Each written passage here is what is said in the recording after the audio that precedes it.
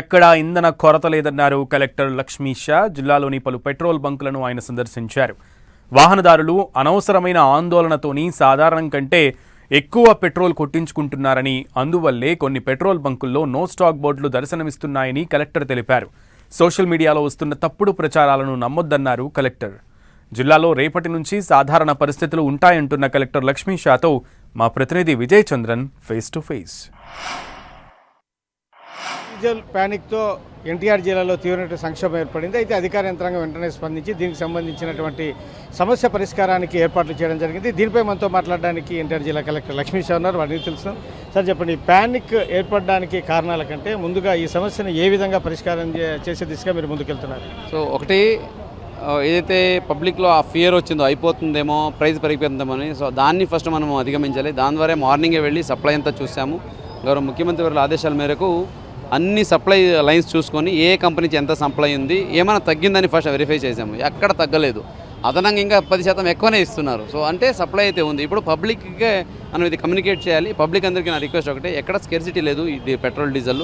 ఎన్టీఆర్ జిల్లా నుంచి దాదాపుగా 7 జిల్లాకి పంపిస్తూ ఉన్నాము. అంటే బాపట్ల, పల్నాడు, గుంటూరు, నెల్లూరు, ఉయ్యలూరు ఇక్కడికి వెళ్తూ ఉంది. కాబట్టి ఇక్కడ ఏమీ సమస్య లేదు. కంపల్సరీగా మీరు వచ్చి ఎంత కావాలంటే నింపుకొని వెళ్ళండి తప్పితే అయిపోతుందేమో అని భయపడి రావాల్సిన అవసరం లేదు. ఇక్కడ సఫిషియెంట్ ఉంది. వాళ్ళు ఆల్రెడీ అన్ని బంకులో కూడా అవసరమైనంత మనము స్టాక్ కూడా పెట్టడం జరిగాం. కాబట్టి ఎవరు ప్యానిక్ బయింగ్లో రిజల్ట్ చేయాల్సిన అవసరం లేదు. మీకు రెగ్యులర్గా ఎంతైతే అవసరం ఉందో అంతే మాత్రమే కొనుక్కోండి. మిగతాది కావాలంటే నెక్స్ట్ టైం వచ్చి కొనుక్కోండి, కానీ ఒకేసారి కొనుక్కొని పెట్టుకుంటామనే ఆలోచన చేయాల్సిన అవసరం లేదు. కమర్షియల్ వాళ్ళ వల్ల కూడా ఎటువంటి సమస్య ఏర్పడింది అన్నటువంటి ప్రచారం జరుగుతోంది.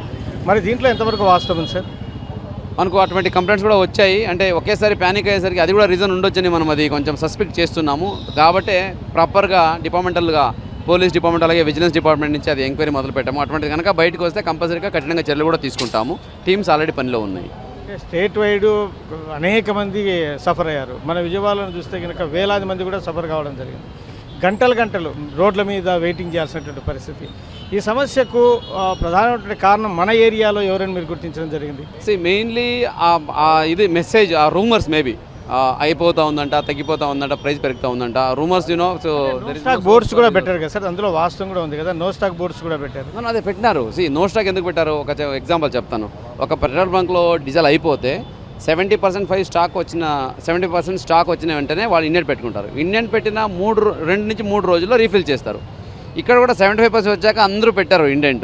ఆ 3 రోజు వెయిటింగ్ టైం ఉంది కదా, అది ఒక రోజు అయిపోయింది. అంటే ఏంటి అర్థము? సో ప్యానిక్ బయింగ్ మొదలైంది. ఆ 2 డేస్ గ్యాప్ లేదు ఇప్పుడు, అందువల్ల యాక్చువల్లీ వచ్చింది అది. So panic buying was the main cause. But panic buying ఎలా ట్రిగర్ అయిందంటే, ఎస్ మేబీ సోషల్ మీడియా అవి ఉండొచ్చు, లేదా ఈ ప్రైస్ ఎక్కువ అవుతుంది అనేది రూమర్ అవ్వచ్చు. కాబట్టి దట్ సిచ్యుయేషన్ అరైజ్డ్ నవ్. అది బస్ట్ చేయాలి మనము, అది చెప్పగలగాలి. అందుకే చూడండి, ఈరోజు నా జిల్లాకి 3 లక్షల లీటర్ పెట్రోల్ నీడు ఉంటే 4 లక్షల లీటర్ ఇవ్వగలిగాము.